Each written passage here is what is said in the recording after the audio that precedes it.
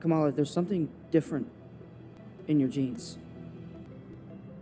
Like a mutation. What's good, YouTube? This is Nerd Mafia, and whether you're an old or new viewer, welcome to the family. Today we're talking about the conclusion of the Ms. Marvel series on Disney Plus and the revelations we received at the tail end of that finale. But first, power up your finger with enough light to give that like button a tap, then shape yourself into a new subscriber if you haven't already joined the Nerd Mob, and set those notifications to all so you never have to rely on Bruno to find out whether new content is uploaded to YouTube. Also, there's now a hashtag NerdMob Discord channel to talk spoilers on all current and upcoming content of interest, updates for every new video and tweet from the channel, and really just a place to hang out and talk about nerdy stuff. The link is in the description. Now, let's get into it. There's a whole season that I could get into as far as covering the show, but from episode 1, I let you all know I could tell right away it wasn't for me, and that's okay.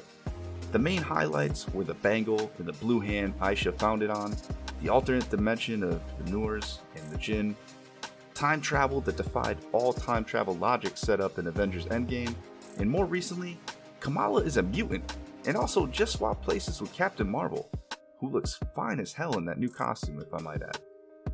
Yes, Feige did it. He really did it. The speculation of whether or not Kamala was an Inhuman was put to rest with one line and a little help from the 90s X-Men theme song. And it was glorious, because Inhumans suck. Let's be honest with ourselves. We all remember that TV show on ABC, or we don't at all.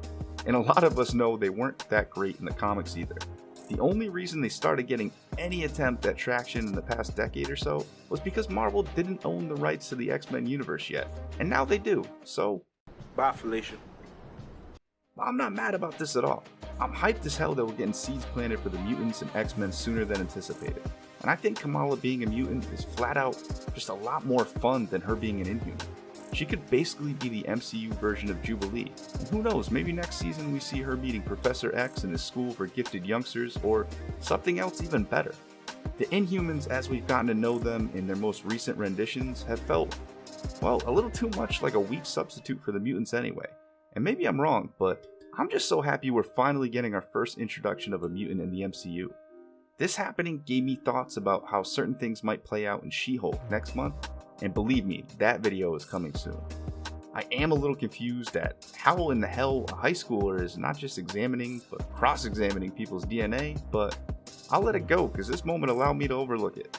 Also, in the comics, Bruno ends up studying in Wakanda, and a part of me was hoping that might happen by this series' end and give us a small tie-in to Black Panther 2, but that'll come soon enough as that movie comes out in November, and it's long been rumored, if not confirmed, that Riri Williams or Ironheart will also have a role in that movie.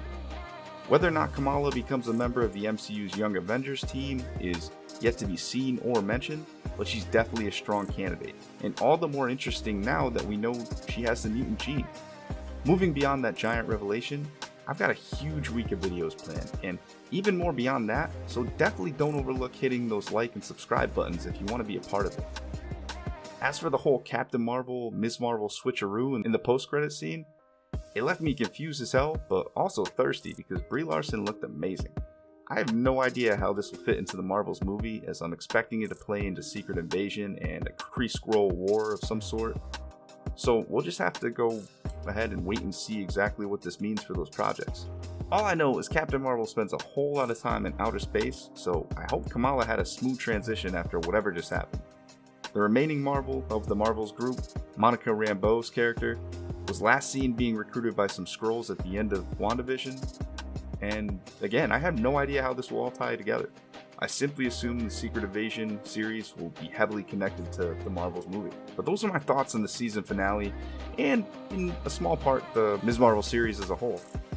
It was definitely a genre of television series not aimed at me, but I still had some fun following the story and trying to piece things together. Content has been a lot less consistent this month, and my bad about that, but hey, this has really been the first fun summer in the past couple years, so I've been enjoying it.